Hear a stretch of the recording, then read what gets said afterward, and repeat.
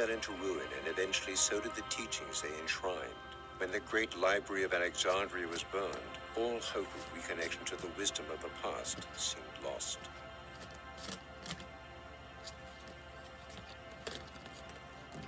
When we return, we look at an unusual man who rekindled the lost magic and returned to the modern world the teachings and wisdom of the ancient mystery schools.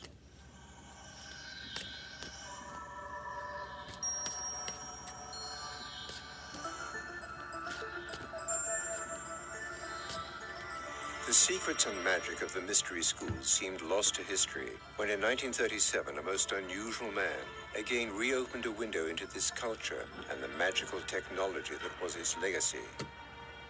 R.A. Schwaller de Lubitz was a latter-day alchemist, as well as an accomplished mathematician, chemist, author, and philosopher. Schwaller opened a window into the lost magic and mentality of the ancients. Through an ingenious reinterpretation of the evidence, Schwaller recreated a model of ancient Egypt that resurrects the ancient secrets for modern eyes. Understanding the mentality of the ancient world through the decoding lens of symbolism, Schwaller showed the Egyptians were not the superstitious savages modern Western academic thought holds them to have been. Instead, he showed example after example of high wisdom and accomplishment, not only equaling that of modern science, but in some instances far surpassing modern abilities.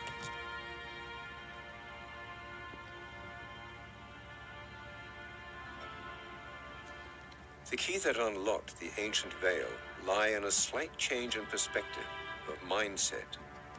As one learns to enter the mindset of pharaonic Egypt, the cryptic message from the past comes to life and allows access to previously invisible and unimagined realms of consciousness, understanding, and ability. The crux of the old teachings was contained and transmitted through what Schwaller called sacred science, which included symbolism, harmonic proportion, and sacred geometry. Sacred science was the original unified source of the myriad streams of modern mysticism, occultism, esotericism, and magical disciplines that exist today. It is also the unified source for such diverse contemporary sciences as chemistry, physical science, philosophy, medicine, astronomy, geometry, architecture, music, and mathematics. Through the linchpin of sacred sciences, Schwaller not only showed an original unity of the material sciences, but even shed new light on such shadowy subjects as the tarot, astrology, and many other forms of magic.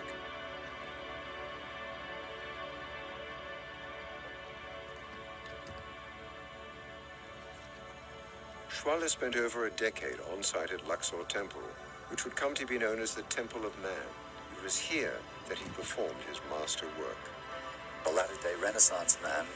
He was born in the 1890s, died in the early 1960s, and was, among other things, a practicing latter-day alchemist, and very much deeply involved in alchemy. He was also thoroughly conversant with the esoteric and mystical traditions of the East, and at the same time, equally conversant and familiar with the modern developments in science, mathematics, physics, and so on. It was Schwaller who, in 2 decades of work in Egypt, mainly at the Temple of Luxor, who reformulated in transmittable and accessible fashion the wisdom of the ancients. It is through Schwaller that we're able, for the first time, to actually gain access to the doctrine, the sacred science, or sacred sciences, responsible for those astonishing resonating temples, pyramids, and tombs. Prior to Schwaller, there was a long-standing tradition dating back to the Greeks themselves, in which ancient Egypt was the fount of all wisdom, which subsequently degenerated and dispersed over time. But prior to Schwaller, it was impossible to actually argue from documented evidence that this was indeed the case. Schwaller provides the documentation in impeccable form. It's there to be disproved if anyone can do so. In the 50 years since Schwaller produced the body of his work, a number of scholars have abused him roundly, but none have actually offered anything resembling satisfactory disproof or discredit to his extraordinary works. In its own way, the Temple of Man was a kind of Rosetta Stone. It contained the means within itself while to decode and reconstruct the layers and subtleties of the symbolic and sacred technology of the ancient mysteries. Schwaller showed that the temple was not just the location of the teaching, but was itself the teaching. Its hieroglyphics and harmonic proportions contained a catalogue of the occult laws, sacred geometry, and archetypal forces that combined to make the universe and its culmination, living man. Through a chain of analogies, occult correspondences, sacred geometry, and symbolism, the temple itself becomes the actual technology through which one can undergo the initiation process and begin to experience the mentality and magic of the ancients.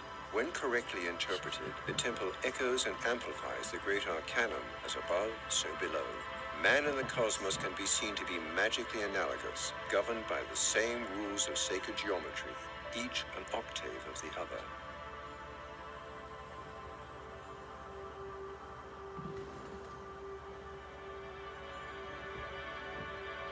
After Schwaller's death, the torch was picked up by a new generation of symbolists, one of the most venerated of whom is John Anthony West. West brought the obscure French work to the public eye in the symbolist classic Serpent in the Sky. West not only rekindled Schwaller's revelations, but built upon them in a manner that acted like a fulcrum, upsetting the stoic worlds of archaeology, theology, and science. When Serpent was published, shockwaves erupted as an evidence bomb that lay in full view of all at the very site of the Great Sphinx exploded. An observation by Schwaller, mentioned in passing, caught West's attention. Schwaller noticed and recorded the fact that vertical fissures cut deep into the walls of the Sphinx enclosure. West consulted Boston University geologist Robert Schoch. His intuition was confirmed. These vertical fissures were unmistakable signs of precipitation-induced erosion. They were the telltale sign of exposure to years and years of rain. But it hasn't rained in the Sahara Desert since before the Ice Age. Could this be proof that the Sphinx, or at least the Sphinx enclosure, was the product of an even older civilization, predating the catastrophic events at the end of the last Ice Age? We believe that our Sphinx theory, the water weathering of the Sphinx, is evidence of that earlier civilization.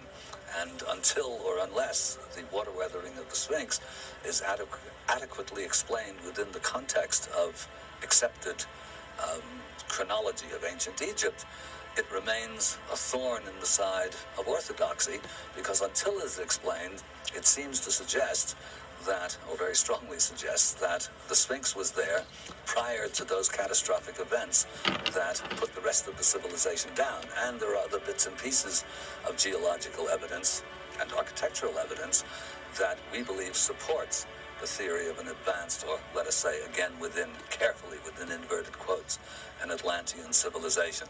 But this is the big issue, whether or not there was such a civilization. We have, of course, on the textual side, we have Plato's account of Atlantis that supposedly came to him from his grandfather Solon, who himself got it from an Egyptian priest. This would be somewhere around 6th or 7th centuries BC, somewhere that kind of area. And, of course, we also have throughout the world, around the world, everywhere, in the higher or more sophisticated civilizations, as well as in the mythologies and legends of widely separated traditional societies, we have accounts.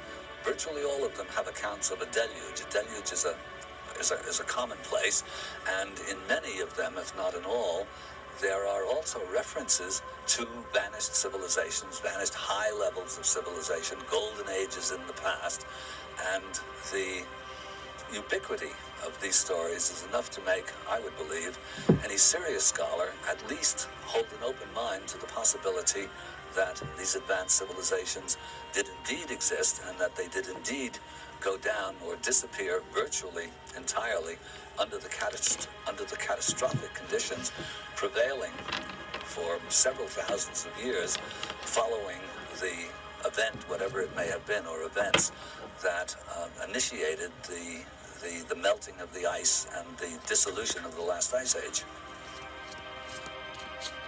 After years of research and study, John not only brought new life to the work of Schwaller, but has himself become an icon for a new generation of esotericists and symbolists. In addition to the bombshell water weathering theory, he has become a veritable compendium of symbolist theory and history. His research is ongoing, and to this day, his on-site tours and lectures continue to be a wellspring of revelations about this ancient land and the magical secrets it still holds. As we join west for a symbolist tour of Egypt, we begin to glimpse the magic and mysteries still waiting here. Encoded into the ruins are the preserved seeds of a technology and mentality that, by comparison to even modern standards, are at the far edge of comprehension. When seen through symbolist eyes, the revelations of the ancient mystery schools come to life again, often causing a personal transformation from which there is no return. Florence Nightingale, surprisingly enough, one of the most perceptive of the visitors to Egypt, in 1850 wrote, "One wonders that people can come back from Egypt and live lives the way they lived them before." This proves to be the case 150 years later. It's very rare that anybody who takes on 16 days in Egypt on one of these magical Egypt tours comes back home unchanged. Far from being a lost or dead technology, the temples continue to perform